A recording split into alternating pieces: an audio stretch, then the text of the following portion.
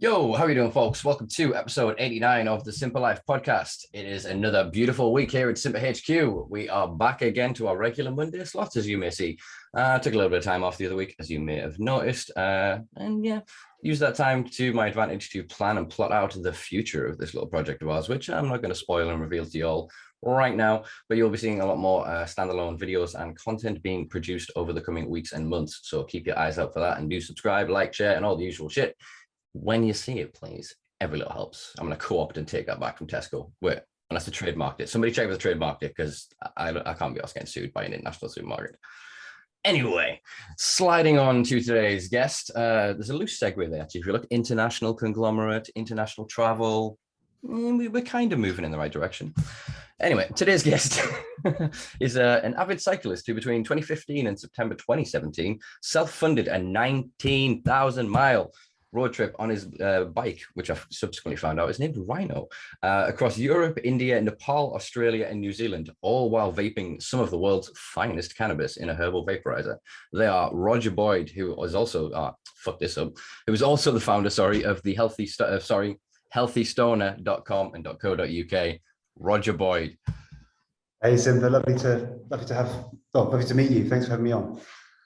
Glad we're all messing this up right now. We're getting there. We're getting there. I like it. Thank you.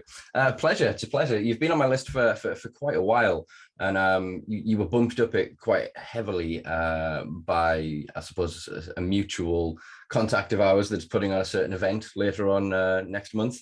Yep. And that kickstarted me to have a look at kind of what you're doing, because I remember seeing the headlines, and I never really looked at like the 19,000. Thought, how fucking far is 19,000 miles? Like, how big is India? I never really considered conceptually the achievement or the feat. You know what I mean? So I'm really glad we've got the time to sit down and discuss this, because this is a hell of a journey, and I can't wait for my guests and listeners, my audience and listeners, to hear all about it. Oh, mate, thank you very much. Well, like anything in life, you just break it down into very small chunks, and it happens, you know. So 19,000 miles does sound like a long way, but what you need to do is, you know, when you break it down to kind of between 50 and 70 miles a day, 5 days a week, over a couple of years, you got 19,000 miles. That's how it kind of works. It was just my day job for 2 years, and I loved it. Wow. Even that, though, you're talking 50, 50, 70 miles a day. I mean, even for someone in a car, most people are like, oh, screw doing that. That's way too much. But that's wow. So obviously this isn't. Sorry, go on. I mean, you can break it down even further. So, you know, that's kind of 4 hours in the afternoon, 4 hours in the morning, 4 hours in the afternoon, with a nice little lunch break, bit of time in the morning for getting my porridge down me, and a bit of chill time in the evening to try and find somewhere to have a wash, potentially, maybe not, and just get the tent up wherever and enjoy some surroundings and a little relaxing vape to kind of cool down with. So loved it. Wow. So, see, did you camp all of it, the majority of it as well? A kind of mixture, really. So, like, you know, I always loved cycling, but I hadn't done that much cycle touring really before I started. So it was all a bit new to me from the beginning, and Europe was a good place to kind of get my wings, so to speak. So I was kind of doing a bit of camping, a bit of wild camping, and, you know, the occasional kind of guest house backpacker kind of place would be the kind of the treat. But I sort of dived straight in with wild camping and made loads of mistakes. Got my new sleeping bag totally soaked, and, you know, did all the you know, it's good to make those mistakes because then you don't make them again. A mixture in Europe. India was mainly kind of hotels because it's kind of cheap there. You don't, you know, it's £10 a night for a nice hotel in India. Camping isn't so much of a thing there. It's just because I guess it's so super humid. And I did try a few times, but I was kind of squelching around my tent, like greased up naked guy from Family Guy, like it was, it wasn't pleasant. So yeah, I kind of treated myself to some hostels and accommodation in India. But yeah, Australia and New Zealand was pretty much entirely camping, apart from the cities, and that was amazing. That was kind of like my graduation at that point. I'd done a few countries by that point, and I knew what I was doing, and yeah, that was amazing. I loved it. Wow. So you accrued sort of the skill set. You must have been quite an avid cyclist prior to this. Obviously, you don't just kind of go, I'm going to go for a ride on my bike. Yeah, the average person goes, I'll loop around the city maybe. No one kind of just goes, I'm just going to cycle to Australia. Well, I mean, I didn't, strictly speaking, I didn't cycle to Australia, but I kind of term it as three tours: a Europe tour, an India tour, and an Australasia tour. And I'd done Land's End to John O'Groats back in 2005 with a mate, just after leaving uni. That was good. And I'd always, cycling has always been a passion of mine. I've always loved it. I've always wanted to do this trip, and I bored my friends for many years talking about it, and they were just like, come on, get on with it. But saving up to do that is not easy. It was quite, supporting it. I didn't really work the whole 2 years, so I had to save up enough to support myself at that time and get around the world as well. So yeah, that took a while to sort out. But yeah, I wasn't really kind of practiced at riding with a fully loaded touring bike either. But again, you just kind of learn on route, really. You just sort of start doing it. Like with anything, you just got to chuck yourself in the deep end and kind of learn en route. That's what I did. Wow, amazing. So was there a kind of a catalyst to it? Was there a galvanizing moment that you can think of where you just kind of went, I'm doing it, screw it, I'm doing it? And was there that moment, or did it just kind of, was there a slow burn to it? There was it'd always been a dream. Way before I even discovered cannabis, I always wanted to have I always sort of liked the idea of traveling from point A to point E on my bike rather than doing a kind of loop, making it a viable form of transport, and then I discovered cannabis and I kind of forgot about it a bit. But then I guess when I made the shift from smoking my weed from joints and bongs to vaporizing, that really blew me away. And then I started the blog. And once I started the blog, I was like, oh, hang on, why don't there's the cycling around the world thing that would go really well with the blog, and it all kind of came together from there, really. And at the time I was working in London, and London's really expensive, man. I was kind of just, I wasn't really able to save much money then, so I was just kind of treading water, and I thought, what am I doing here? I really want to make this dream happen. So I moved back to my parents when I was about 30, and just saved hard and made it happen. So, yeah, that's kind of how it works.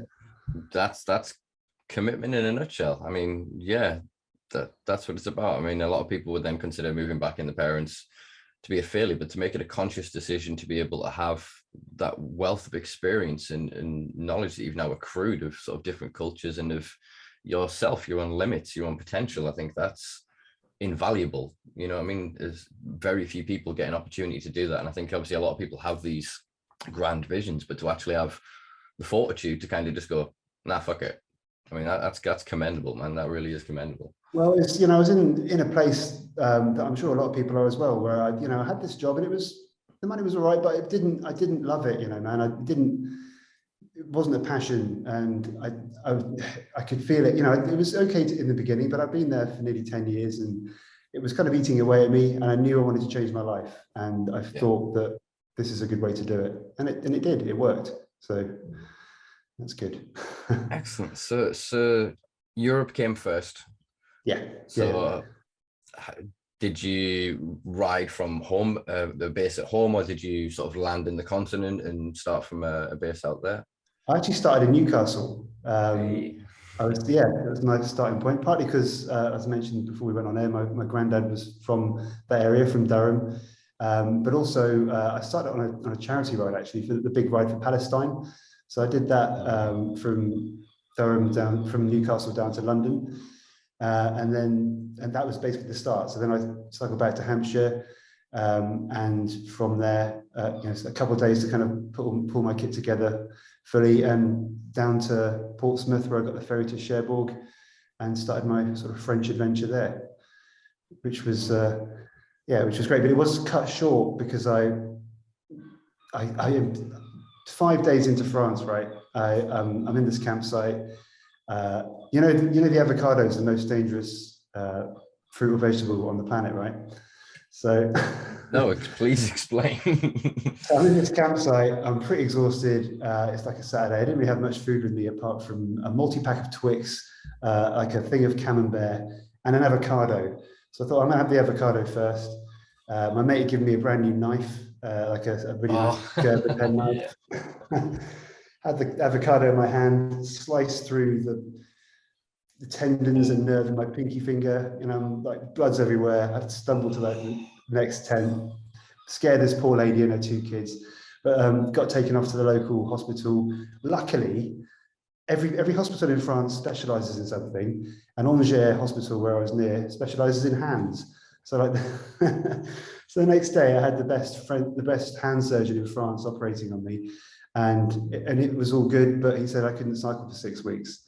So that was good. So I had to just, that's 5 days into France. But you know what, that was the worst thing that happened in the entire 2 years. So I had to just recover for 6 weeks. And I actually went down to Ibiza, and I was aiming to go to meet some friends in Ibiza anyway. So I went down there and kind of hung out with them, camped there for 6 weeks while my hand healed up, then went back to Angers in October and carried on. So yeah, it was, but that was really sort of taught me. It was a real kind of slap in the face and made me realize that actually I'm out here on my own. I've really got to be careful. I can't be doing anything stupid. And I think that, stood me in good stead for the rest of the journey. Yeah. I was thinking of the universe likes to teach us lessons in certain ways and give us those kind of forewarnings. A lot of people kind of get a glimpse of this or through pop culture rather, in like Final Destination. You know what I mean? If you see a glimpse of something, and if you don't pay attention, something bad could happen. I think that's very much kind of the universe going, wait, you're planning to do what? Calm down a second, calm down. There's potential problems out here. And I think that then it's twinned that with going, no, but here's the best hand doctor in the land, he'll sort you out. Yeah. So I think it is that wonderful kind of, it was a weird blessing in disguise. Yeah. It was. Yeah.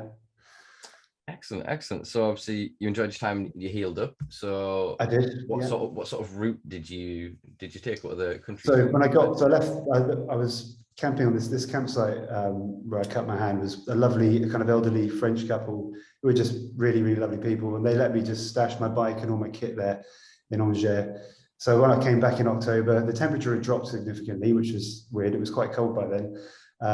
But yeah, I just sort of headed south down to Toulouse, and then kind of across to Carcassonne and Papignon, and then followed the coast down to Barcelona, and went back got the ferry over to Ibiza, because there's a lovely club there called Cloud, where they wanted me to kind of go back and do a little talk there about what I was doing. So I did that, and then got the ferry to Valencia, and then followed the coast down to Granada and the Sierra Nevada mountains, which I strongly recommend. There's a real good scene there, amazing hash that comes over from Morocco, and just loads of groves there and stuff. It's really cool, really lovely place. I'd love to go back there actually.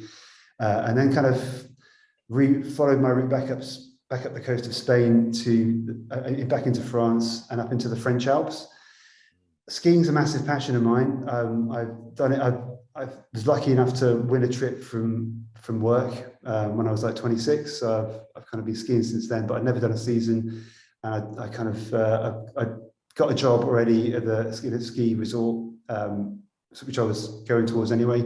So I spent 5 months. I just stopped for the winter there. Spent 5 months skiing and getting stoned in the mountains, and then carried on the following April down to Rome, and then through like the former Yugoslavia, Slovenia, Croatia, Serbia, Macedonia, Greece, and that was and then on to India from there. So that was Europe. But yeah, like I there's a guy, a really nice guy who that I went to stay with, who runs dopesmoker.co.uk. And he was living in Okiva in the Sierra Nevada mountains, and he kind of publicized my my adventure on his blog, which got a bit of traction, and some people from Serbia and Serbia and Croatia reached out and said, "Oh, come and see the cannabis scene here," which is brilliant because that would be particularly difficult to get into. It's very illegal there. So that was cool. So I went to meet them, and yeah, really cool to see, because that is that's like the cannabis scene in the UK back in the 80s or 90s, I'd say. It's really illegal there. It's really underground, and you can get in trouble for it. So that was really cool to get under the bonnet of the scene there. Yeah, man. So obviously, a lot of people sort of listening to this, and then they've got their own experiences with police and with authorities, and have their own sort of nervousness. And I guess I kind of don't like the term, but it is quite accurate, I suppose, paranoia about being detained and caught with cannabis, even in their own hometown. How did you deal with, or how did you feel about then procuring and traveling with cannabis in regions that often you wouldn't, I guess, speak the language? Yeah, that's a good point. And it was a concern for sure. But I wasn't, I know how to be discreet. I've always, I'm not going to just be waving anything in front of people's faces. Also, I was vaping the whole time. If you smoke a joint, that smell carries a lot further than if you're vaping in a dry herb vape. So that helped. I think being a cycle tourer also helps. That was kind of a disguise. I don't think anyone kind of assumed that I was a stoner. So that also helped too. So I think that's probably the main thing, actually. But yeah, it's duplicitous almost. The nature and intent of the blog, I guess, is to break the stigma, but also show that the stigma exists, because that's how you were quite able to just cycle through. Yeah, exactly. Yeah, I didn't put a cannabis flag on my bike or anything. As much as I would love to, it's that you got to kind of be realistic about the risks and stuff. I was in different countries. It could have gone wrong, but luckily it was all right. Wow. So did you then continue on, as you said, sort of straight into India from Europe, from the Mediterranean?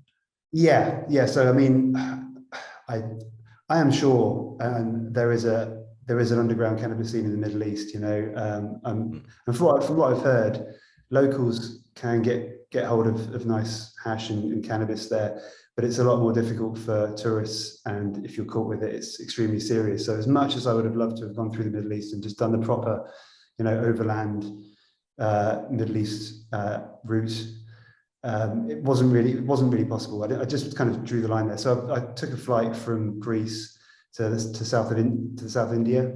I'd been to India before, so I knew I could pick up a large amount of weed in Kerala, which I did, and that was like my starting point. And so I flew into Kerala, but then cycled down to a place called Kanyakumari, which is the very southern point of India, and that was my starting and end point in India. So yeah, kind of. Did you go round India then?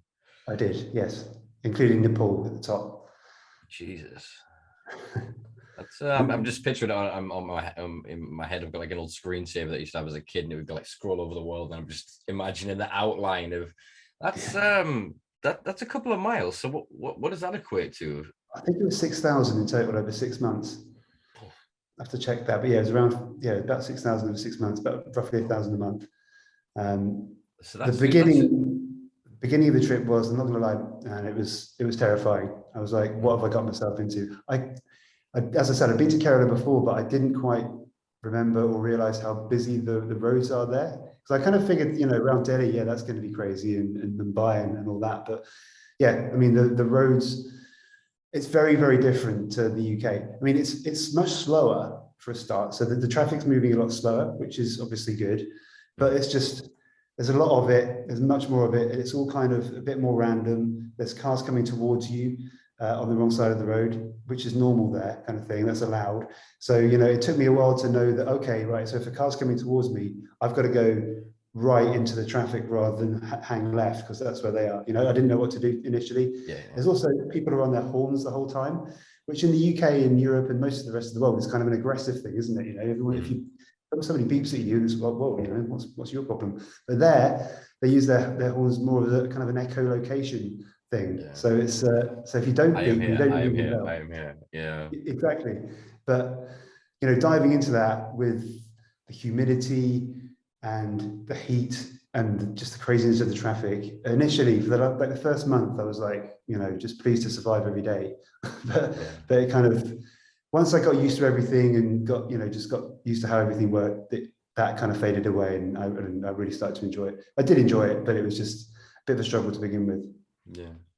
No, I get that. So is India, I suppose it's similar to quite a lot of other countries in that larger population centers will predominantly have more second and third language speakers of English, but then smaller regions typically will not have any real need for use of English. So did you find the language barrier difficult in different regions across the country?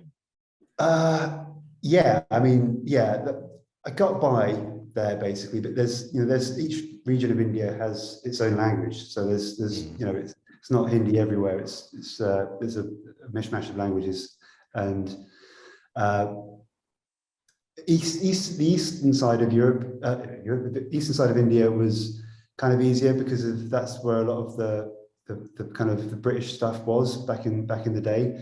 So like around Kolkata and stuff from there, there's a lot of that's where a lot of the cricket is, and so yeah, that was a bit easier. But yeah, I mean, like generally there was somebody who kind of spoke English about. So, and I got by with I could say thank you everywhere and be polite. That's the main thing, and just order a cup of tea, which the roadside chai stalls, man. They got me through. A sweet cup of chai. Oh, you can't beat that. It's delicious. So that was good. Yeah. So, and generally, if lots of people wanted to talk to me all the time, which I loved. It was really nice. And if they came to speak to me, they generally could speak English. So that was good. Yeah. I think they didn't try and speak to me unless they could speak English, which helped. But mine is a powerful tool, and you can get a lot through with mine.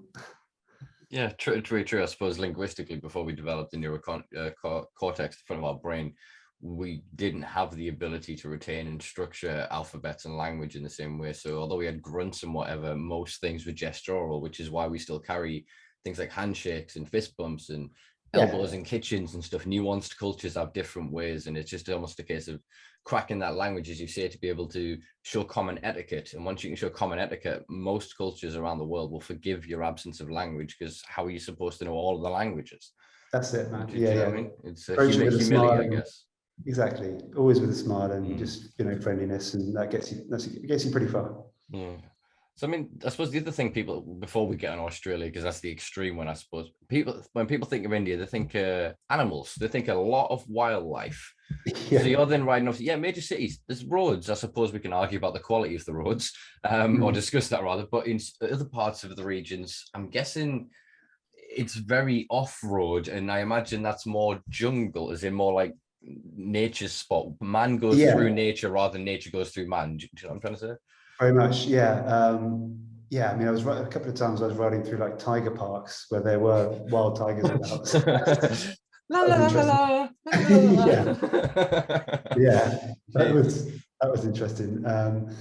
And like elephants. I mean, they weren't wild, but loads of kind of elephants about all over the place. Which who doesn't love an elephant, man? A couple of times I just had little moments with elephants in the street, which was just beautiful, really. Just kind of rubbing their head and stuff, and so nice. Yeah, man. Again, I bet, because they're just so majestic. They have a gentleness, unless you piss them off.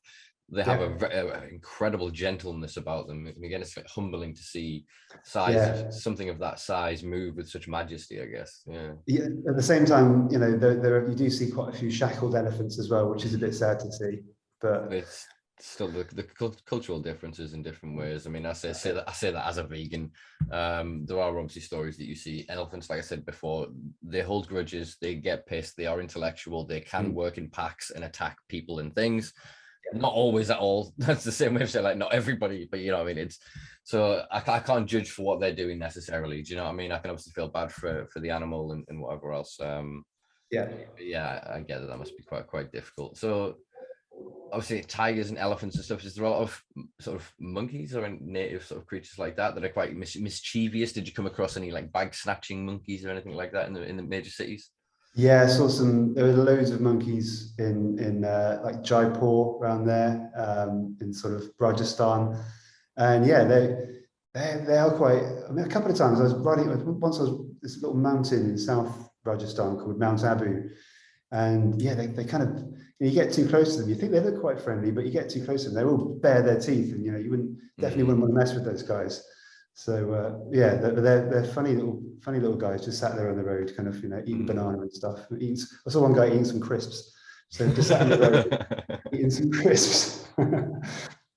Monkey see, monkey do. Yeah, exactly. Oh man, wow. So I saw an image. I obviously, before I get guests on, I just scroll through the internet, and I saw an image. I can't remember which journalist to attribute the piece to, but it was of a guru, and it was saying that you'd smoked with, and I'm assuming here by the attire the gentleman was wearing that was either in India or Nepal. That was that very same place, actually, in Mount Abu. Yeah, that was just one of those experiences that you couldn't really make up. It was kind of so yeah, I climbed a mountain on my bike and met a guru and got high with him in his temple, which was pretty special. Wow. I was just cycling up this big mountain, and it was a day's ride to get to the top, basically. And it was raining quite heavily, and this guy with a really big smile and big dreads kind of came out and just smiled at me with just said two words: smoke, smoke. I was like, put the brakes on, parked up, and got straight into the his little place, and it was brilliant, man. It was such a cool little experience. That was the only time I smoked on the trip, actually, because I don't smoke. I vaporize. I only vaporize. But if you're in a guru's temple and he's offering you a chillum, you kind of you can't say no to that, can you? So yeah. I did have a couple of takes on his chillum, and wow, it was potent. He wasn't too impressed with my vape, I've got to say. He sort of he gave it a try. I guess when you're used to a chillum, a vape probably not going to cut it. Yeah, I suppose that's different. Like severing an arm and a pinprick is maybe a spectrum of analysis there. I suppose absinthe and shandy, maybe. Exactly. Yeah. Yeah, it must have been a real. I mean, was there much? Did he speak much English? Were you able to have much sort of like dialogue with him? We tried. He didn't. No, he didn't speak much English at all. But he got some mates along that kind of did speak slightly better English. So we did our. But I had some weed on me. He had some weed. We shared. We kind of compared, and it was good. So we didn't need that many words. That is a universal language. There's not a place or country I visited yet in the world. I mean, I visited Scotland yesterday, and I think I visited 12 shops, and I walked away with 5 different buds from people who just going, "Oh, here, you need to take this." That pride of just sharing that care. It's that etiquette. It's that humility, the respect that we were just sort of speaking of before. It was I was just curious about sort of his thoughts of the traditional sort of cultural consumption of a chillum and the daily use and the ritualistic use of it over there compared to then a Western culture. What the kind of thoughts are on this new technology, on the digitizing, the 21st centurizing, there's a shitty bit of words for you to deal with at home, of cannabis. Obviously, yes, we do need to marry these worlds together in some ways, and I believe obviously vaporization has place, but I also massively believe that spiritual ritualistic consumption has a huge part to play. Absolutely, yeah, true. I mean, there is a ritual. I mean, with the whole ritual thing, I think for me, I've built new rituals into each vape has its own ritual. So there are rituals with the vapes. They're just different, and you've got they just change like everything. But no, I hear you, man, and I couldn't really, get into that with him that much because of the language barrier. And actually, I didn't realize until I got back from India that vaporizers are totally banned and illegal there. Yeah, it's not like you popped through India though. You literally go the entirety all the way around, just la. Like fuck the tigers. They're going, that guy in the back, get his vape. Yeah. Luckily, I mean, I had a riser solo when I was there, and I don't think it doesn't. It looks kind of weird. No, it does. It looks more like a battery pack with a bit of glass stuck in it. So I don't think anyone kind of realised what it was. So I didn't have any problems with that. Sport again, cyclist. It's a fancy sports water bottle. Look at the white man and his 21st century water bottle. Yeah, or some kind of air pressure thing. I was going to say that. Yeah, it's for the tires, for the tires, bumps at the tires.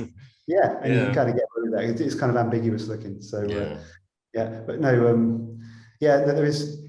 He was allowed to use cannabis for his his own sort of religious ritualistic reasons, and that's how it works there. Basically, it's kind of illegal, but not for him, which is good. Yeah, they've kind of had to grandfather in the cultural, religious, and historic traditions of a region. It was one of the clauses in the 1961 UN Convention on Single Convention on Narcotics. It's the same clause that Uruguay used to opt out of the convention. They just basically unsigned, then re-signed, and the grandfathering changes their law retrospectively. It's an interesting bit of international legislation that needs to be exploited there for anybody happening to want to start a church of cannabis here in the UK. That's interesting. Yeah, there is a hell of a grey area there to be exploited. Similarly, in Nepal, actually, that cannabis is legal there for 1 day a year, which is funny, isn't it? What's the festival? I should know this. No, I don't. I'm gonna write it down. Check But the scene in Nepal is excellent. I didn't fully appreciate how Nepal was like the Amsterdam of Asia before the US put pressure on it and everywhere else in the world to criminalize cannabis. But it's massive scene of it there. It's really lovely place. I'd recommend it to any cannabis enthusiast. Yeah, I mean, anyone that knows old school hash knows Nepalese was considered the highest on the menu. You obviously had different markets around the world in Lebanon and Morocco, etc. But in terms of the, I suppose, hash of a quality that Frenchie, rest his soul, would consider to be good quality. And again, it's done traditionally. It's done through generational handing down of knowledge. And again, that's what I want to see with the eradication of this global war on drugs. Imagine that knowledge then being shared, not to be exploited by Western capitalists, but just to be handed down in the same way that we do in the UK culture or the American or the Canadian culture or anywhere else that I have listeners or wherever else there's a culture, you know what I mean? I can't wait to then see, what that can look like in the future. Definitely, man. Yeah, totally. All right, so India, Nepal, where sort of came next? Was there a break, or did you just go, I've just done 6,000. I fancy a few more, you know what I mean? Not going home yet. After Nepal was fantastic. Then just back into India, and then sort of cycling south through on the kind of slightly more off the beaten track east coast of India, where you don't get that many tourists. That was really interesting around there.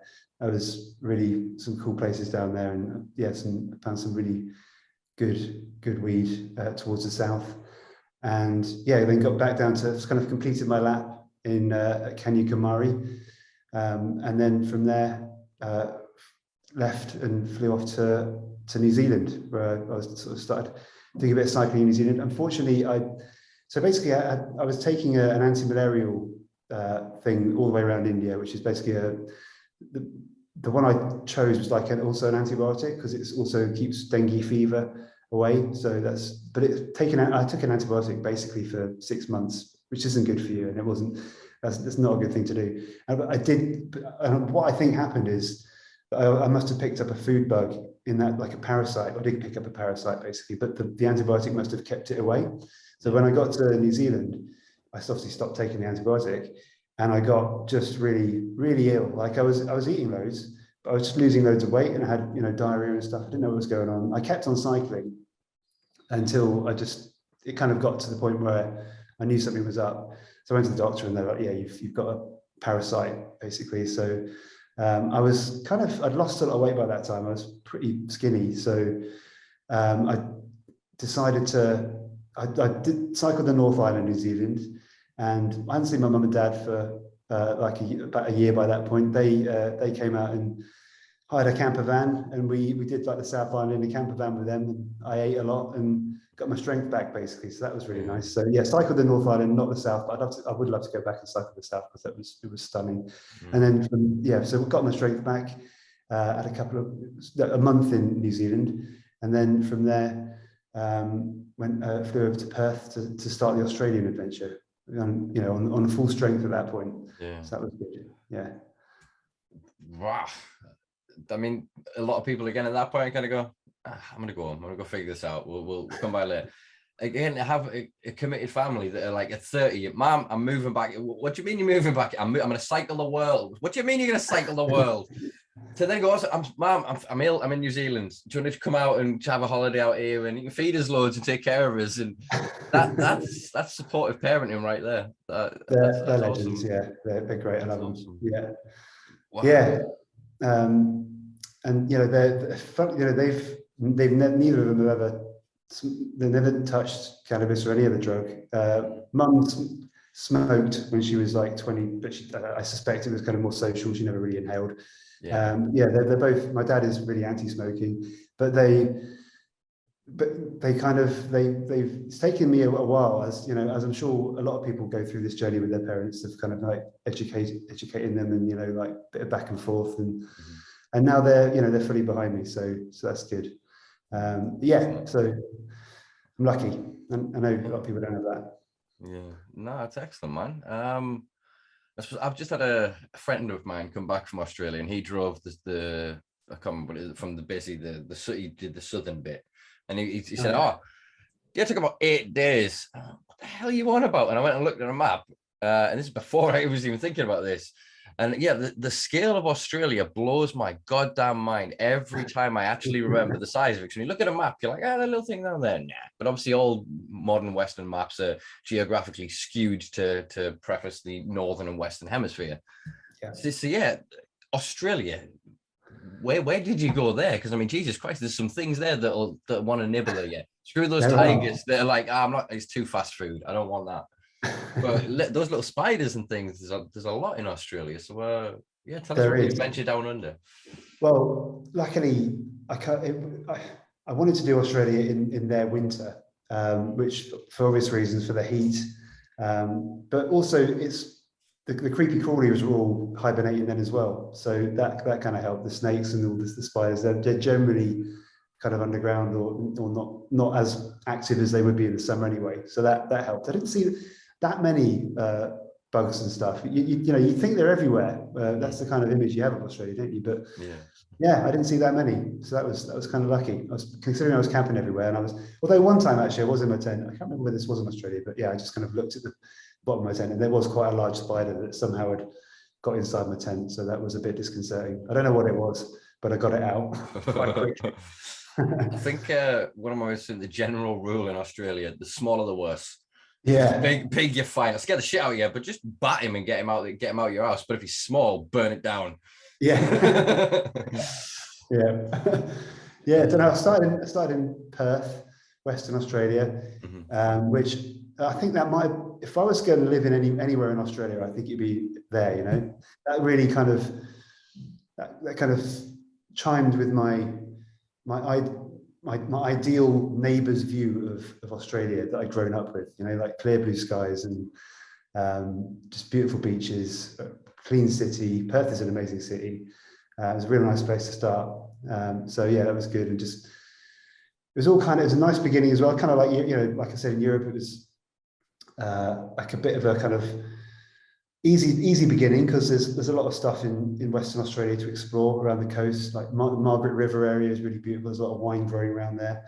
I couldn't help but think that it's obviously got to be really good for wheat growing as well. That would be great around there. And then it really kind of started when I got towards Esperance, which is getting a little bit more wild then, and then up to a place called Norseman, which is the beginning of the Nullarbor, which is basically it's about 850 miles, something like that, of nothingness. It's like about, I can't remember, like 3 or 4 gas stations, and that's it. So that was the most wild place I went in the whole trip. That was amazing. Yeah, it was Like you have to kind of, you load up, there's a supermarket in Norseman, and there's a supermarket at the end of the town at the end, which I can't remember the name of now. And there's no supermarket. There's a few gas stations. There's nowhere to get any like fresh fruit or fresh veg or anything. And water's a problem there as well. So you had to like, my bike was at the heaviest when I left Norseman. It was like 70 kilos because I had like 12 liters of water on me. Just a massive bag of food, and everything I'd need to kind of to get through. But that was a real good experience. Wow. I mean, again, prior planning prevents piss poor performance, as they say. So, again, could have really screwed up with that one. It's good. There'll be a supermarket coming. Just having those delusions of the mirage appearing. It's a Tesco. They don't have Tesco's here. It's a Tesco. That's got the longest. I think it's the longest straight road in the world is in the Nullarbor as well. Which is I think it's 87 miles of just straight road, which is pretty crazy. It'd be interesting to look at the crash statistics on that because I still bet there's some idiots. It's like, yeah. I guess in terms of road traffic, the get the road trains there as well, which they can be a bit scary. They're kind of these massive 18 wheelers, and there's like, it's literally trains. There's like a lorry, and there's another lorry trailer on the back that's kind of attached to it, and they don't really like moving. So if they're coming behind, you need to get out of the way. I mean, the force they make. I first encountered these road trains in Canada. Having done a night flight, landed, had a real piss around trying to get my rental car. Got in my rental car at like 11 o'clock at goddamn night. Down off the motorway, trying to understand why it's saying 120 miles an hour, and then going, oh shit, that's kilometers. Oh crap, what am I doing? Trying to then understand like all these different things. Still being on the other side of the road, down a single carriage, and a lorry goes to overtake us. I'm going so slow because I'm trying to figure out the things, and it just kept overtaking me. And when it finally passed, like the third part of it passed, the wind that went with it nearly sent us into the barriers. Man, they're terrifying machines. So on a bike, you know what I mean? A car passing a bike, you see enough with the wobbles. Christ. Yeah, there's definitely a backdraft. I suppose if there's only two supermarkets as well, there's not exactly going to be a nice hospital in the middle that happens to specialize in road traffic accidents with cyclists and road trains. No, there wasn't. But there were lots of really friendly Aussies who just wanted to help out. They're all in their massive Winnebagos and kind of like massive caravans and stuff. They're like, often they'd be like, oh yeah, here's a bunch of food, here's a nice bit of stew we made and stuff, which is really nice of them. So that was cool. Also, obviously you've got to say they can be a little bit racist as well. So there's that too, unfortunately. But it's just that's everywhere, unfortunately, isn't it? So you just, unfortunately, it's still there. But it is what it is. Yeah, no, I found that I did 6,000 miles, not on a bike. I did it in several cars across America in 2018, and there were some rural spots, and I kind of learned to empathize with the position in a way that if I was raised them, lived as them, thought as them, I'd kind of be them, and then they don't know any better yet necessarily, or they've then got a bitterness or a venality that's been created against an other because of an inability to deal with socioeconomic issues, larger governmental problems, individual personal relationship issues. Do you know what I mean? It's the whole. I found it was a weird kind of. I found it was a weird kind of fear, really, more than it was a weird kind of scaredness of I don't know what of Aboriginal people. I don't know why. It's kind of weird. Well, it's the rights rising in Australia. For people that obviously don't know, the Australian Aborigines have been one of the most fucked over indigenous cultures in the world historically, and it is still highly buried, highly contentious. The Australian government, it's probably going to get me in trouble, has been involved in suppression of information, consecutive governments. This isn't individuals, this is an institutional aspect of the government over decades, and certain things are coming to light now about, effectively, let's call them what they are, genocides and cultural suppression. And whenever something like that comes to light, I think we now know from the study of Holocaust surviving children in intergenerational trauma, and I think it works the other side of it, that the inflictors of this as well carry in almost an inherent guilt. This isn't the same as white guilt. That's what I'm saying. Don't get at me on that in the comments, folks. I just mean that we biologically carry our ancestors' trauma, good, bad, indifferent. Do you know what I mean? And I think that Yeah. that manifests in these ways when we don't have, especially a wider spectrum of opinion to discuss this with. If everyone else around you has the same fear and they've never met an Aboriginal, they've only ever heard the horror stories raised by their grandfather and their grandfather and their grandfathers, you can kind of, so again, to empathize with their position, not their ideology, is what I was sort of getting to before. And it's, yeah, Australia is a complex situation, guys. It is not as black and white as it looks. If you have the time, delve into it. There's some interesting YouTubers down there that I can't, but there's a kid that I can't pull out my ass who does some really good videos exploring racial diversity down there and what has basically happened since British colonialism. Right. Now we've passed our history lesson. Yeah. Sorry, that got see what I mean about the jokey intros, because we sometimes get in a heavy subject matter. Yeah, everything's interlinked with all of this. So for all we wanted to talk about a nice bike ride around Australia, yeah, we're talking about genocide. This is definitely going to get this video dropped down on YouTube. So please, folks, give it a like and a share. So yeah, so you're in Australia. You're in, I suppose, the outback, as it is termed. Yeah. Let's ask some cliched questions. Did you get invited to a barbie? Yes, I did. We had a really nice barbie. That was the other side of the Nullarbor, actually, when I got into South Australia. I think it was just before I got to Adelaide. Yeah, there was a real nice campsite there, and had a nice barbie there, proper Aussie barbie. That was great. Nice. Yeah, you want that cultural sort of acceptance, and that's what I've been told from mates I've got on Aussies. When the locals invite you to one of their barbecues, yeah, they recognize something in you. You know what I mean? They're like, come on, you're sound. You know what I mean? That was lovely, man. Yeah, it was great. It was a bit of music and a nice fire and some lovely food. And those guys know how to barbecue for sure. Yeah, man. When it's that warm in your kitchen and you ain't gonna want to touch that oven, you learn how to cook outside. Definitely. And also, everyone loved the weed there. Everyone loved the herbs. So that was also good. There's a real strong culture of it in Australia. I've got to say, like, Australia was the one place where I got given the most weed, just randomly. Nobody knew who it was or anything, but like, what I mean by that is, like, nobody knew that I was doing a cannabis ride. And still, like, people would just pull up in their car, say hi. Oh, you like weed? Oh, here's some weed. Just give me some weed out of their car that they happen to have in their car. And that happened maybe 5-6 times, and which is, that's really cool. Yeah. Yeah, man. That's awesome. That is awesome. Yeah. So how did you, again, you sort of alluded to at the start that you didn't really have any sort of problems with authorities or any real negative interactions. So did you, because in Australia's broken, again, to go back to the scale of Australia, if you then look at it, it's broken into segments, vertical segments, I had to figure out which was vertical and horizontal in my head there, segments of different regions. And obviously the laws, or rather the enforcement and the level of kind of punishment varies. Did you find personally any sort of difference? I didn't have any interaction with Australian law enforcement whatsoever, you know. I luckily didn't find out. I think the only way you'd find out would be to be on the wrong side of that. So I just, gave him a wave whenever I saw him and get my head down. Yeah. Well, again, I suppose cyclists, the optics, they're kind of looking at it going, he's not the one we're after. They're still looking for that, like, 80s Reagan era cliched stereotype, walking down the street with a weed leaf on his hoodie. Yeah, man, big baggy flary trousers. Yeah, they're looking for looking for the hippies. Yeah, probably. Maybe through the VW camper you can have more trouble, but I was all right with my bike.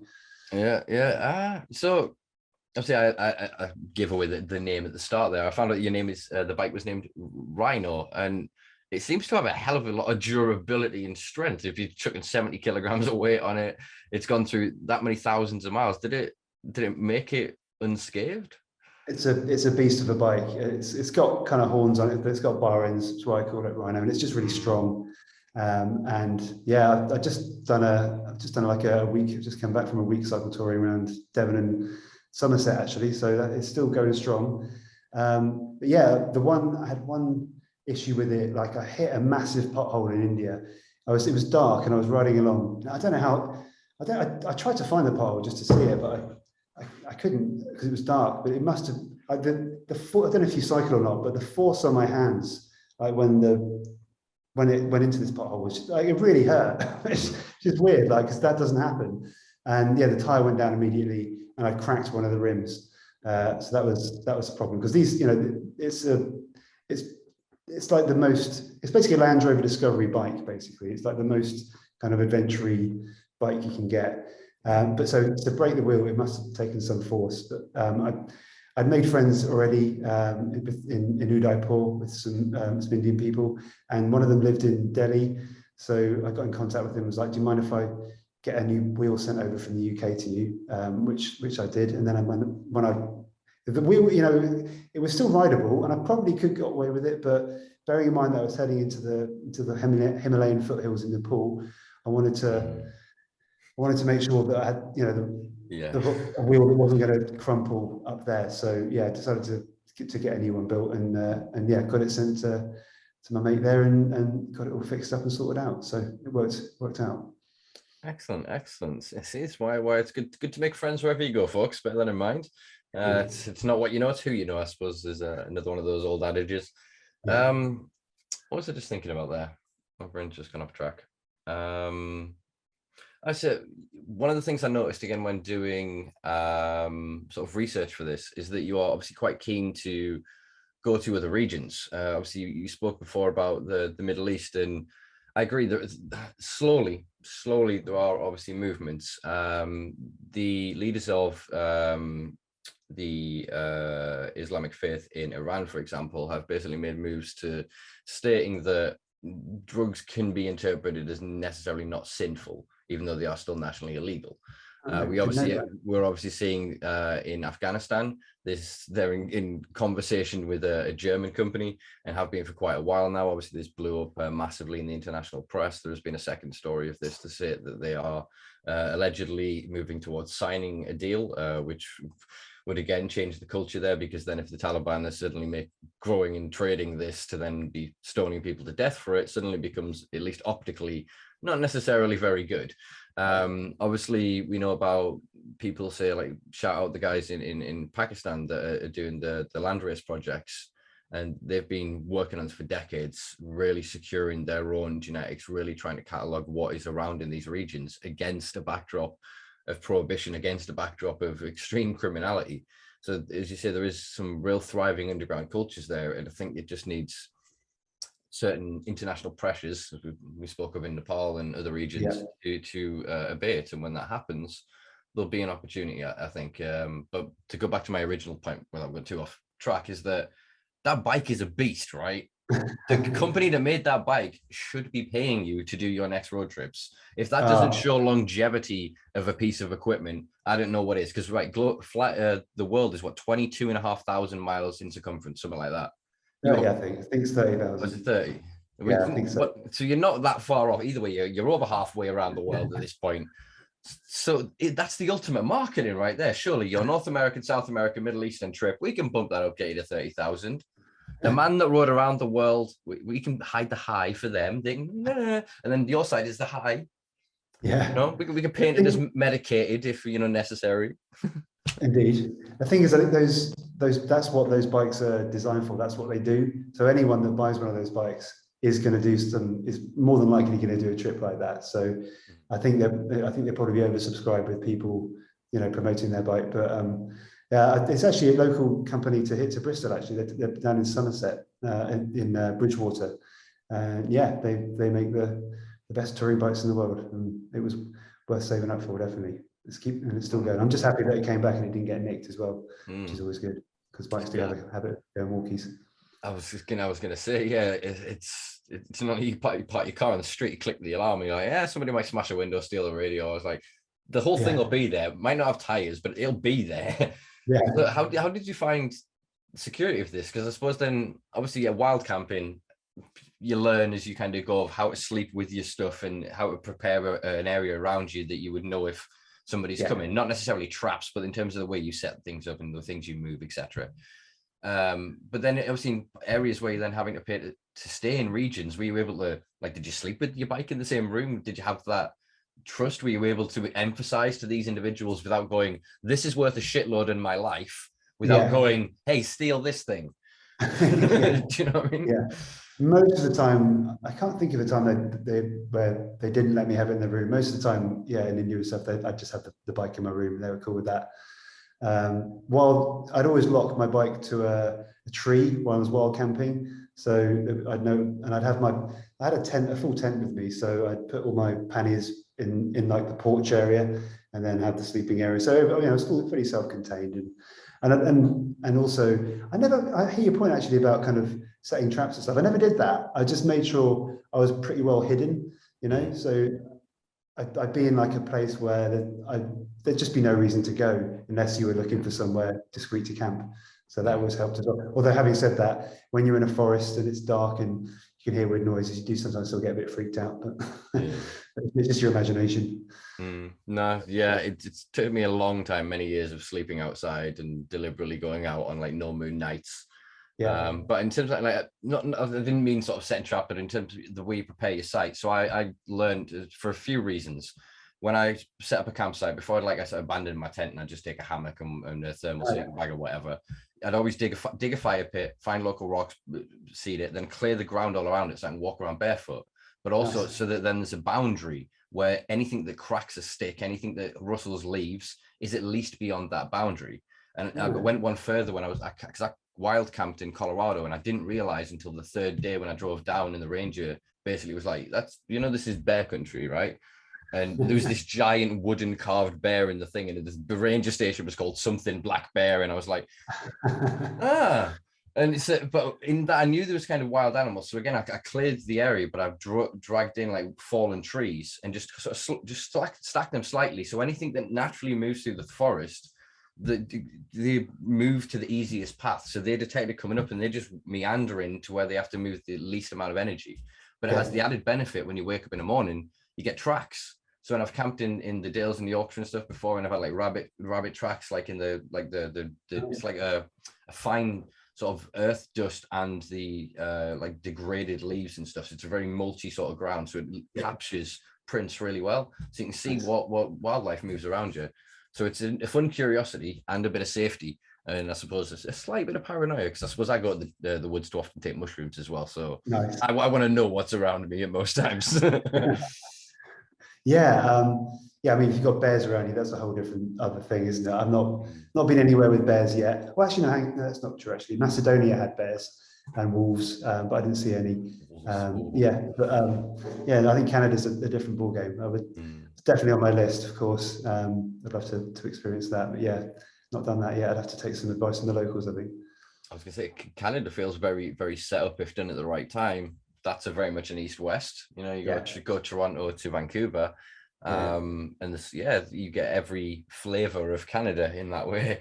You get sort of the French Quebec, and then you get all the way through to the different sort of more British classic sort of culture to more of the Americanized culture to more of the indigenous cultures. Oh, my poster's fallen off the wall. But yeah, I think that would be being haunted. That would be brilliant. And then you've basically got your down the side, and the North South American continent is geared for a person like you to just land in one place, and especially Canada. You've got all of Canada is now legal to a certain extent. Obviously, different regions have certain limitations, bans, and restrictions, but overall, the national framework is there. If you then go down that west coast, you've got the entire west coast now, and then Mexico not on board yet, but will be soon. Obviously, that Central American section, there's some potentially difficult regions, but you're a very well experienced man. I think you get through that, and then there's South America's coming on board very thick and fast. It is, yeah, definitely. I mean, that is I'd love to have that adventure, and how I do it, I don't know. I'd like, I'd like to, as well as cycling across Canada, I'd love to cycle across the States as well. You know, maybe New York to LA would be pretty special. There's loads of, there's like incidental Midwest towns. I'd love to see what's going on there. I think, from what I've heard from people, the North is going to be a lot more straightforward than the South, but I'd still like to give the South a go and see what's going on down there. And that would be fantastic. One day, hopefully, who knows? But nothing in the pipeline currently.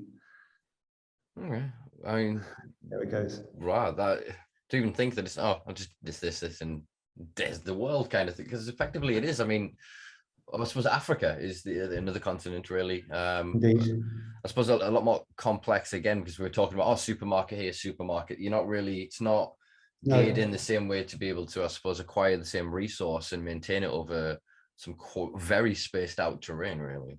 Yeah, and I scoring herb in Africa would be, I don't know how that would go. I mean, I've read a bit about of people that have done African tours, and I think that's like the hardest one, basically. Like, if you're going to do one, that is going to be the ultimate kind of test, basically. And of course, I'd love to do it, but yeah, that would be a whole different ball game, I think, just in terms of finding weed there on top of everything else would be. I think it would require a lot of research prior to doing it, and I haven't even touched the surface of that. So, local connections, I think, would be important, because it'd be a very, very insular communities, exceptionally insular communities. But again, cannabis is prevalent as a wildflower in most of Africa still. You know, I mean, our eradication processes, because of the 71 convention, when that came into ratification, and we started global extinction of cannabis around the world, and the UN just started like slush funds for countries to go and just burn down crops and destroy villages and shit. That didn't quite go as far as Africa. So this meant a lot of the land races, like the Malawi gold and stuff like that, are still protected genetics. And so actually they see a white man coming in, they don't want someone to come and steal the genetics, take it away.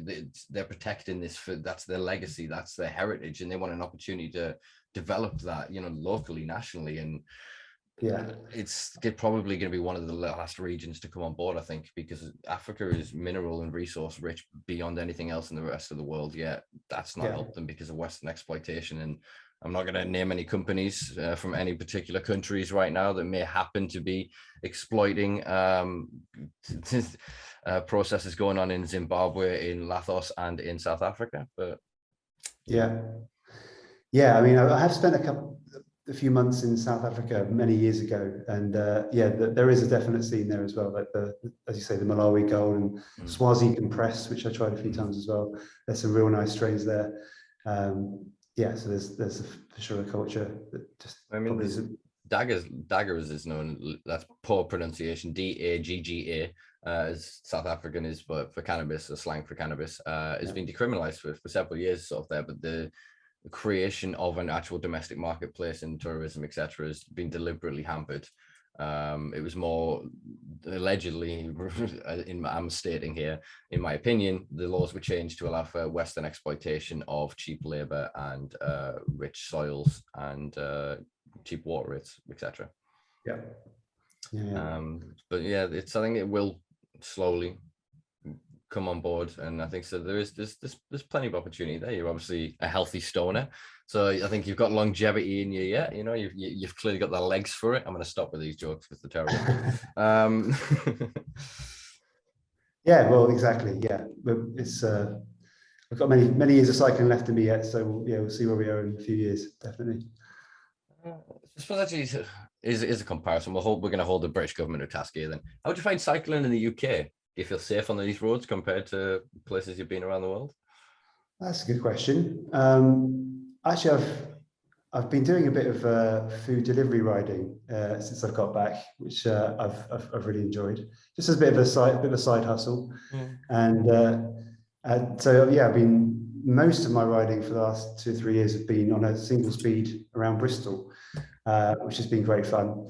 And I mean, obviously just riding in busy traffic the whole time, and that's different to riding in between towns, because it's just urban riding. People are kind of used to bikes, and there's bikes everywhere.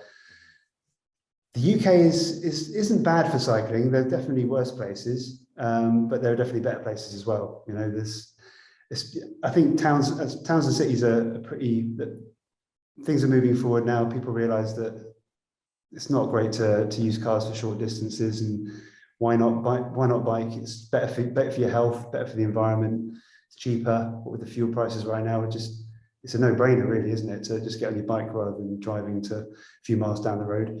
But then when you're actually trying to get between places, the infrastructure kind of collapses a bit. I was last week I was doing a bit of cycle touring around sort of Somerset and Devon, and I was riding back from kind of the South Devon Salcombe area, and I was just forced onto like the South Devon Expressway, which is like this dual carriageway. I just couldn't seem to get off it, and it was a horrible road, man. There was like a really badly maintained path next to it, which was, the surface was awful. There was grass coming through it. It's just, it hasn't been looked after. So, if the government wants to encourage cycling, properly, and actually get people to use their bikes in a meaningful way, then they've got to really sort that stuff out, and if they're putting a new road in, make sure there's a segregated bike path next to it. And then there should be, alongside that road, there should be a really nice segregated bike path the whole way, but there isn't. So it's still a bit dodgy. Yeah, I mean, the entirety of the UK infrastructure needs replacing. I've been on tour for Product Earth, obviously, and I've done thousands of miles over the past few months.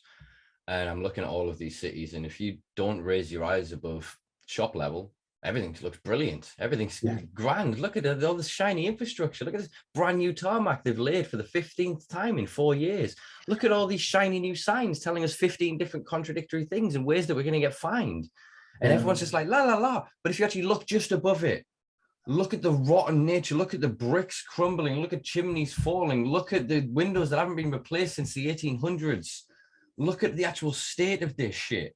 I agree with you. We need dramatic investment. And it also, part of this, that I can't help but obviously I'm going to bring the classist thing into it. Again, there are huge pockets of populations, especially within inner city areas, where you just couldn't afford the investment of a bike. Do you know what I mean? And then what's happening is then there's a low class trade of, there's a trade in the lower classes of stolen bikes. And then these are overly policed now, because obviously we've got to protect all of the upper class bike owners from getting their bikes stolen and then traded on this market. But they're still just trying to get access to it, legal or not.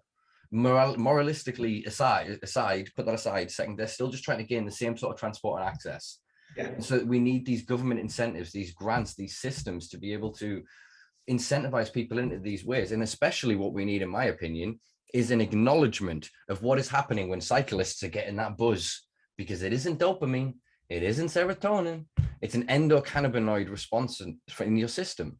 And we need more honesty about that. So the kid on the corner smoking his joint, or that kid with his trackies tucked into his socks doing wheelies on his bike smoking his joint, what's the difference between those two acts? He's still, either way, he is choosing an exogenous experience and action to feed and supplement a system. Yeah. Do you know what I mean? We need to erode this stigma and idiocy around it, as well as then investing in getting it. Because again, the kids want bikes and shit, but their parents can't afford these ever inflating prices. Now everything is going through the roof.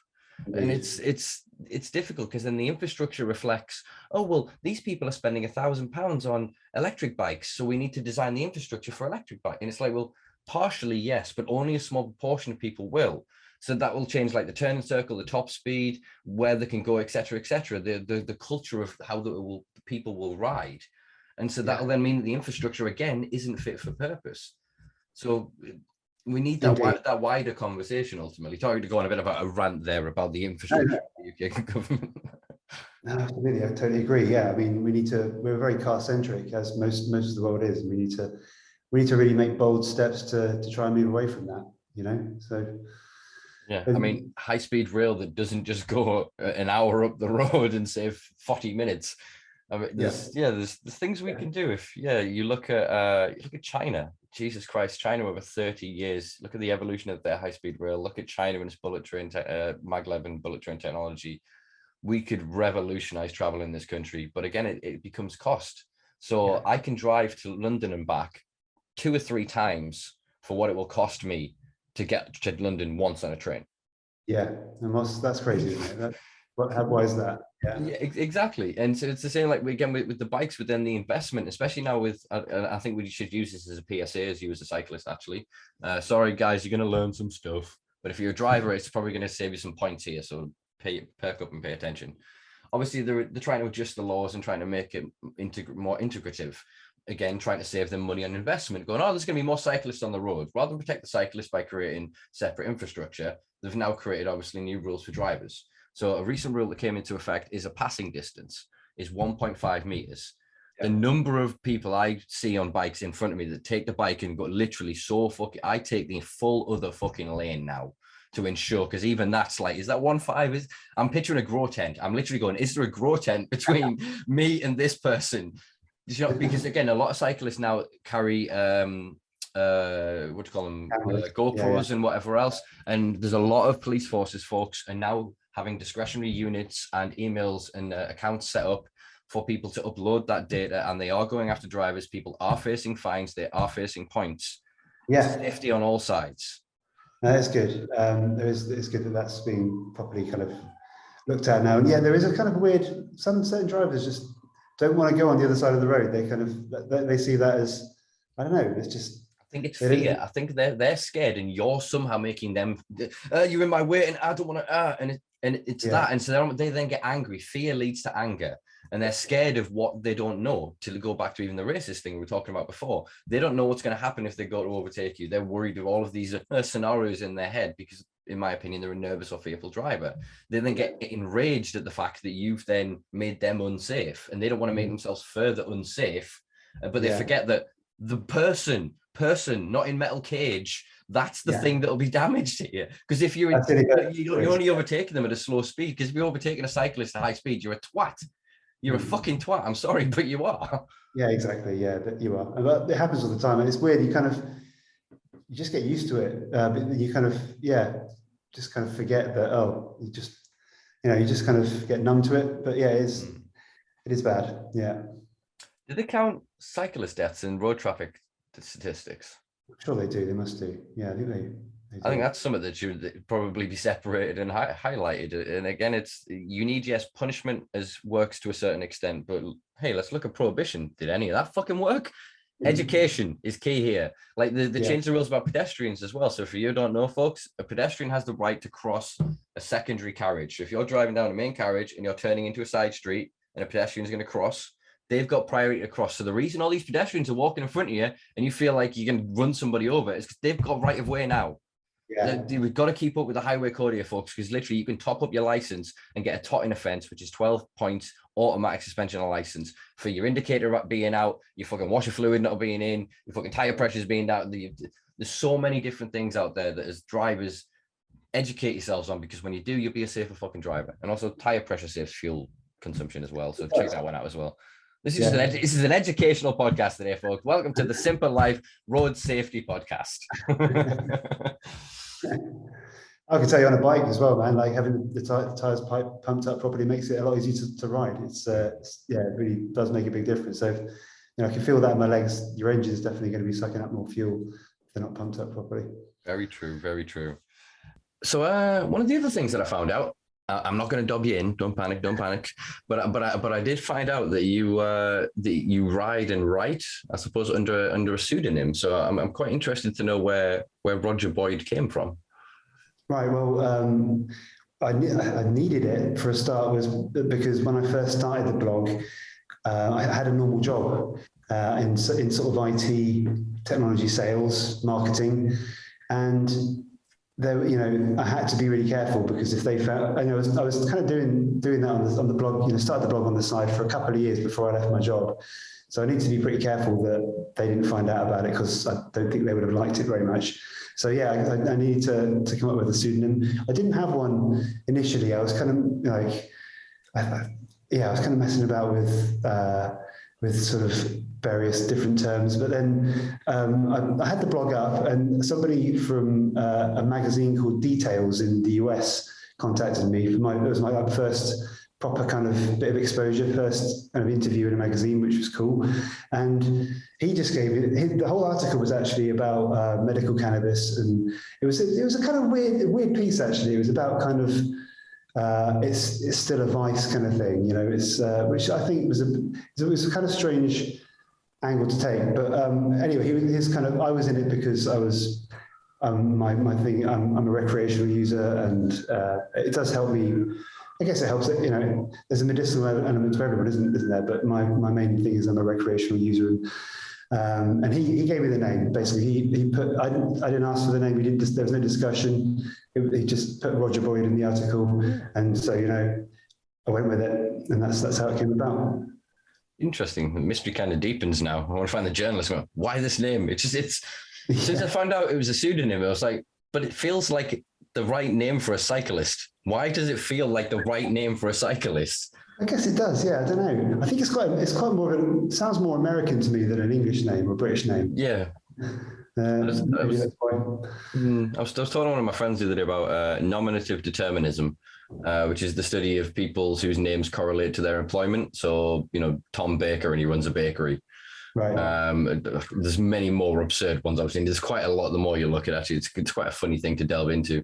But I don't know whether it's the shape of the word. I'm looking at your name now in the bottom corner there. Whether it's the Y and the G, and it looks like there's a bike in there somewhere. There's something feels cyclical themed, but that's not me. But bicycle themed. You know what I mean? Yeah, I know what you mean. Yeah. Well, there you go. It's worked for me anyway. It's Nice. So I suppose obviously you're back in the UK. Actually, sorry, Matt. I'm doing it. I can hear him screaming somewhere. So, sorry, the last question was going to lead into sort of an end series of questions, but I've just remembered a note I've made for myself here. So obviously Bristol, that's not far from Warwickshire, is it? That's quite a nice little bike ride distance, isn't it? Indeed, it is. Yeah, I hear the rumours bubbling in the infosphere out there and on the wider web that you're doing a bike ride from Bristol to this year's Product Earth event in Warwickshire. I am indeed. I've always wanted to attend Product Earth. I never have, so I'm really excited to be going for the first time, and I'm just really kind of honoured that Product Earth reached out and were like, we want to encourage more people to ride to the event. Can you help us do that? And of course, I'm all over that. So yeah, we're putting on a 2-day ride from Bristol to Product Earth. We're going to camp overnight in the Cotswolds for a night, which is going to be beautiful. You get the majority of the miles done on the first day, so it's kind of 70 miles on the first day, and then a nice little 40 on the second day, so we can get to Product Earth nice and early and start enjoying ourselves, or enjoying ourselves even more, should I say. And yeah, it's a real good deal actually, because Product Earth are halving the ticket price for everyone that's going to do the journey, so that's great. But on top of that, camping is included in the Cotswolds, and the evening meals included there as well. So there's a nice curry house quite locally that does both vegan and sort of meat curry, and get a nice bit of food in there and carry on. So yeah, it's going to be really good fun. I can't wait actually. Looking forward to it. Excellent. That's awesome. You'll have to give me links at the end so I can share it in the bio, so anyone interested in the region can have a look. I suppose actually anyone can, if you are such an avid cyclist, you can cycle to Bristol and then set off from Bristol and join you on this tour as well. Or get the train. You could do that. Also, I should say we're doing it supported as well. So you don't have to have, I've got the bike with all the panniers, but you don't have to have that. You can just bring your bike. My mate Dave is going to have a van with him, so you can put all your stuff in the van. So you don't have to worry about carrying all your stuff. And if there are any sort of mechanical issues or anything like that we can't fix en route, then we can just sling the bike in the back and we've got a lift. So there is a bit of security there in terms of anything going wrong. But yeah, it should be a lot of fun, man. I'm really looking forward to it. And hopefully we get a few people to come along with me. Yeah, for sure, man, for sure. Excellent. That is all the prep. So don't worry, folks. He's not leading you into a tiger park in India. You're not fast food. You're not gonna have to carry all your weight.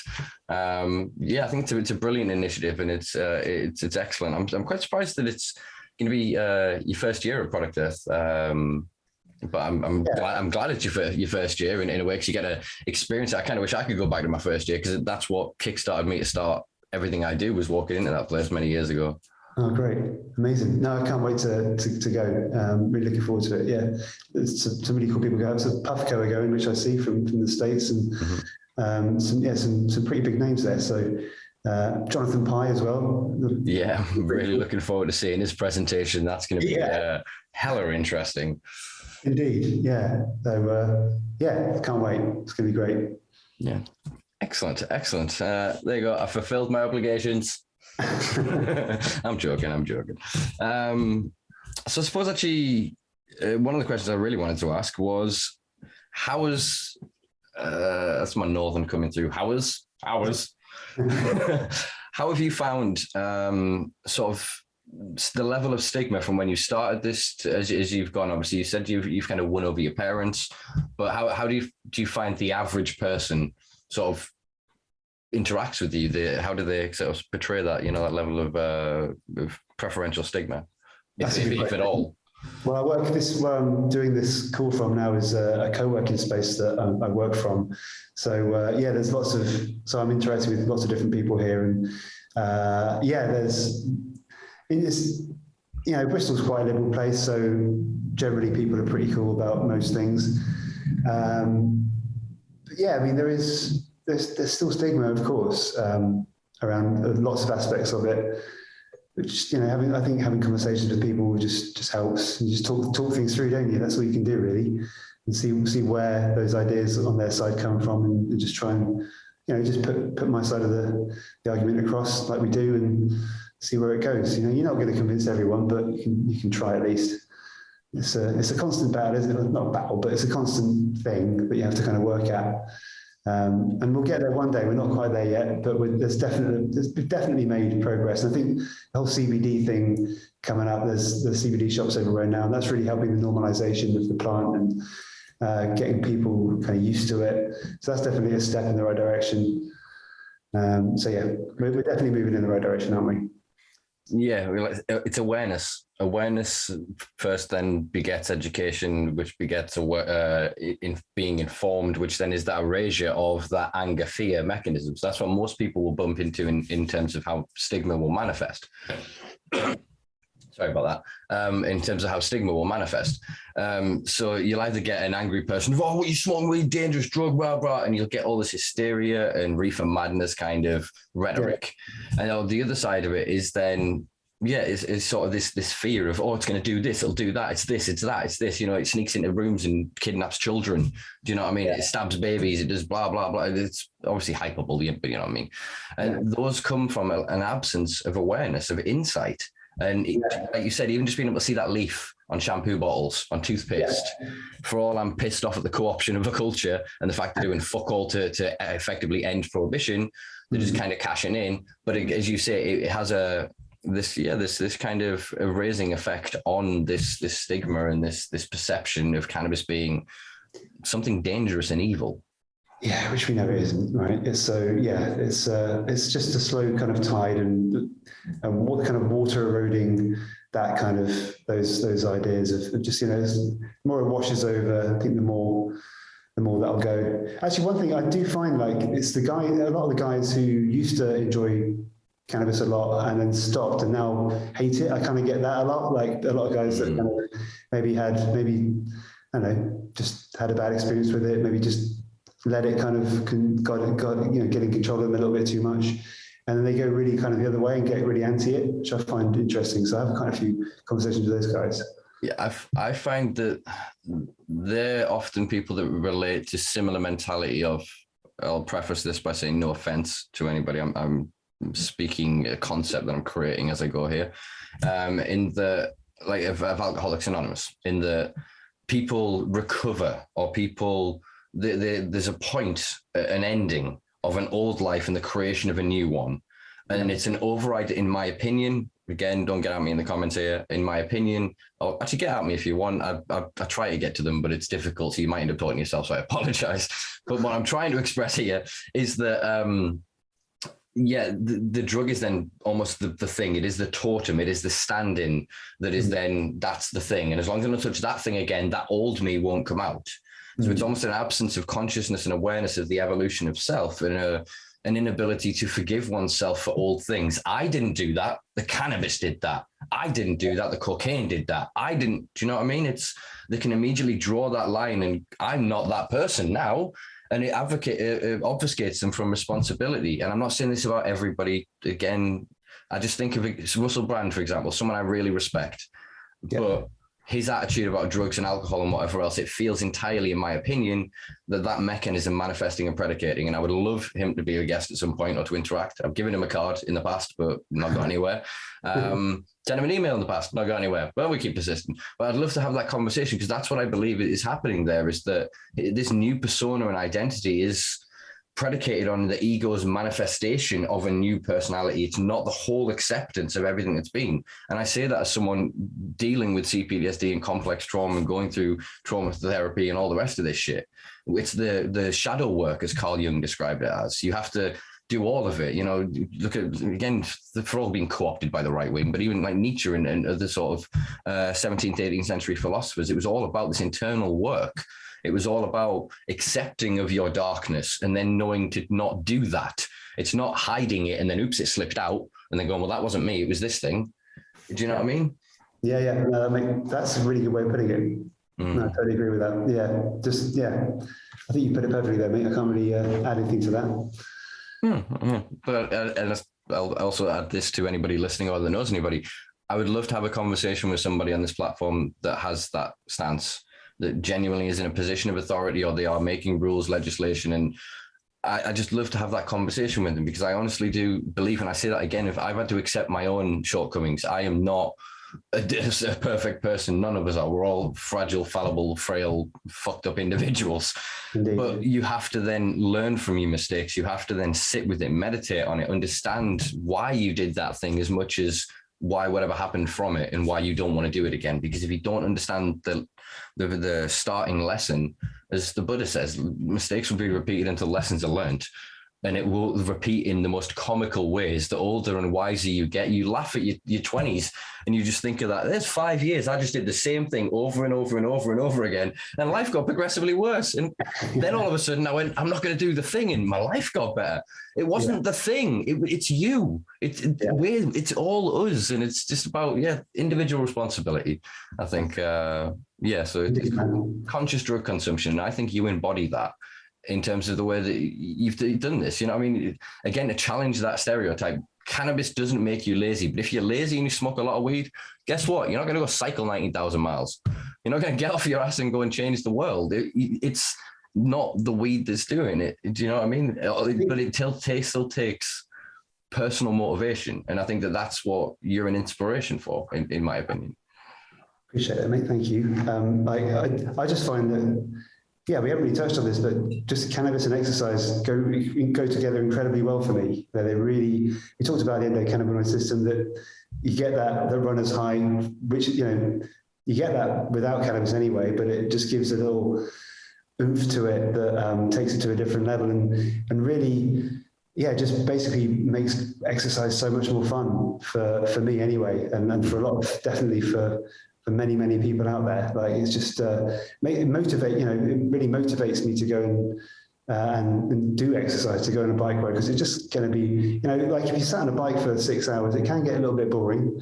But if you have a nice little chug on a vape, it's good tunes on, man, it's amazing. Like, it's the best. So like the two really just totally go hand in hand for me. Yeah, they really do. I mean, we're starting to see, obviously, you got your average gym these days, and obviously it's all CBD at this point, but we all know that there's conversations and there are things that occur behind closed doors everywhere in this world of ours. But I mean, I only trained for a small period because unfortunately I'm not really connected with the gym partner at the time, but I found, and he would almost criticize us and go, what are you smoking for? You're not going to be working this. And I would work harder and longer. I made a point of not smoking one time before going to the gym, and just couldn't find that. I couldn't get to a point where, what do they call it? Like you like this, a wind, is it where you second wind, but like when you break through and it's just easy, you just do it. I could never break through without, but then if I just snuck out back and then came back in, but all right, I get what you mean. And then recovery as well. We're starting to discover a huge part of this, obviously, is an analgesic and is relieving sort of pain from extraneous muscle use, but also for actually helping dealing with inflammation in the muscles, for using them for dealing with even temperature as well, temperature regulation within the body. There's so many different nuances. Sleep as well. Like sometimes it's really difficult to sleep after you've done loads of exercise, but I suppose all the adrenaline rushing through the body you're pumped for it. Whereas you can then just allow the body to slowly, slow down and calm down. And it really helps for sure. Yeah. Yeah, man. And I suppose you were really drawing attention to this quite early on in this country. It was 2013 when you started the blog. It was, 2013 when I started the blog. Yeah, a veteran, head of the game. I would say, because a lot of people of the industry, the modern industry, obviously came from the influx of the CBD market and the curation of the CBD market and the influx of CBD in like 2015, 2016. So man, you've really been pushing. I was riding this. I was trying to get a joke in there somewhere. It's not going to happen, damn it. But yeah, you've really been on this for the better part of a decade at this point. I mean, can we discuss, I suppose, what's going on with your new role now? You're now active in the industry. Can we discuss that? Yeah, I think so. We can touch on it a little bit. Yeah, I was really lucky that Planet of the Vapes reached out and kind of back end of 2019, we had some kind of just, some discussions initially, just sort of getting to know you kind of things, a few video calls over the course of a few months.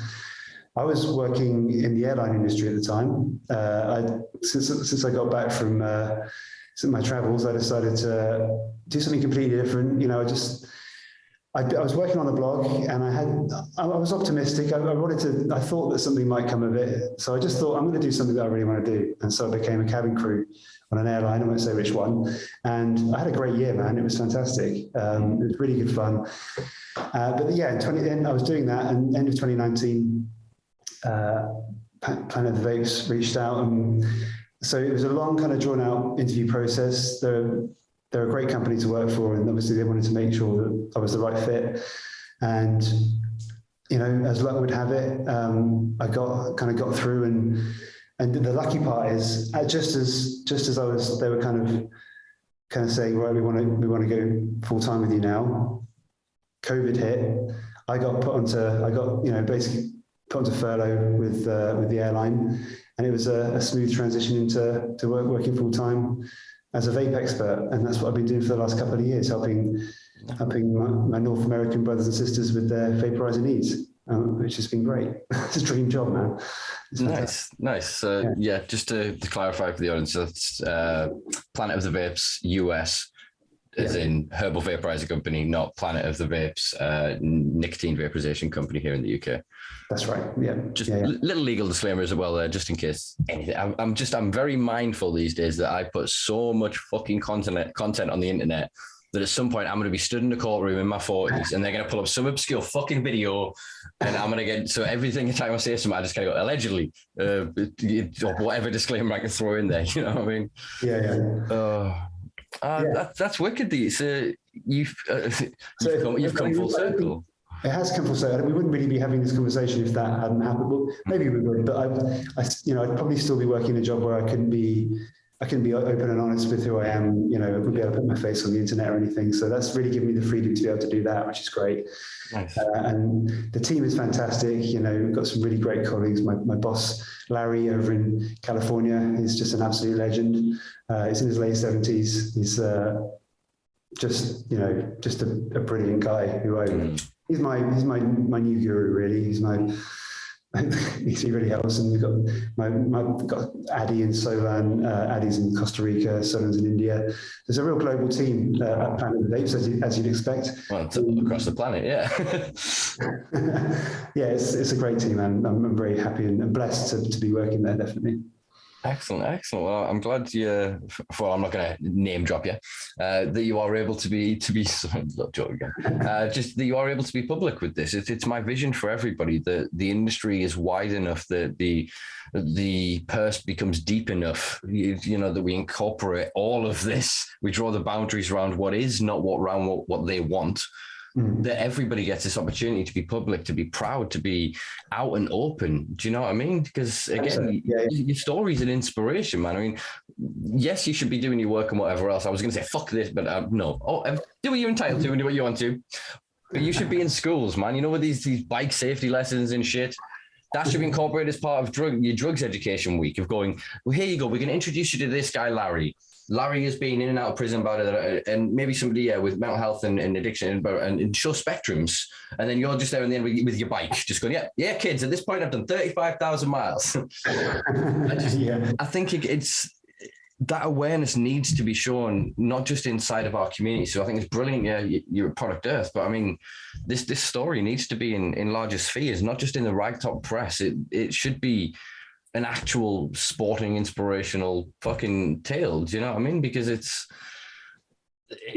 got like rebellion, you know, it's got like a little bit of criminality here. It's got the inspiration. So actually, it's been a really good 4-part Netflix series. Making me blush, man. Thank you for saying that. The bottom line is, mate, I just love getting high and riding my bike. So I'm just going to keep doing that as long as I can. That's how it is. More power to you, brother. More power to you. I suppose last thing on my list is a question that I'm supposed to ask at the end of every podcast, or I said I would ask, but I keep forgetting. But I remembered this time. What does the future hold for you then? Because obviously you've done a good chunk of the world, as where we've obviously spoke of your aspirations for other potential locations and road trips. But I suppose now you're in the industry and you can be public. You know, the world's your oyster. So yeah. What's it hold? Yeah, well, that's true. At the moment, I'm just keeping my head down, man. I'm in the job. I've just been in this job for a couple of years, so I'm just keeping my head down, getting my work done, you know. I am lucky that it's a remote job, so it means I can go wherever I want in the world. Obviously, Brexit is annoying on that front because, you know, I could have gone to Europe and worked anywhere in Europe before Brexit, but that can't happen now.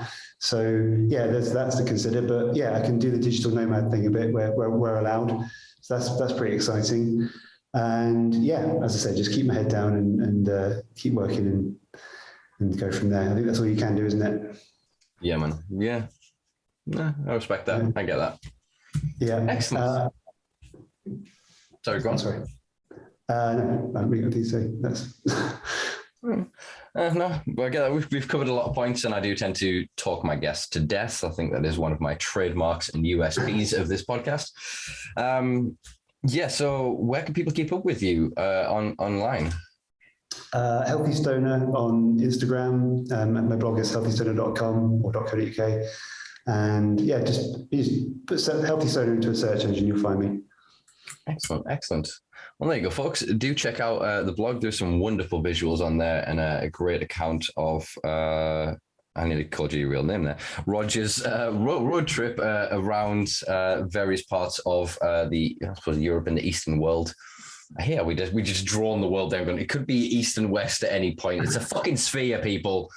Damn it! All right, that's just going to get all the fly earthers on me. Jesus Christ! My comments are blowing up. I think that's a brilliant point that we should then end this podcast.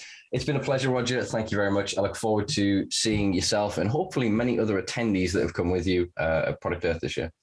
Absolute pleasure, Simpa. Thank you very much for having me on. Really nice to meet you. You too, brother. You too. You can either sign off now or you can just hang around. I'm just going to do a bit of housekeeping and then sign off. Sounds good. The housekeeping bit's cool. Right, yeah. Sweet. No worries, folks. That was Roger. Nearly did it again. Not going to do that. I'm going to make sure I type the right name into the bio later as well. You can check them out on healthystoner.com. As you said, everyone on social media, can't get my words out. Healthy Stoner.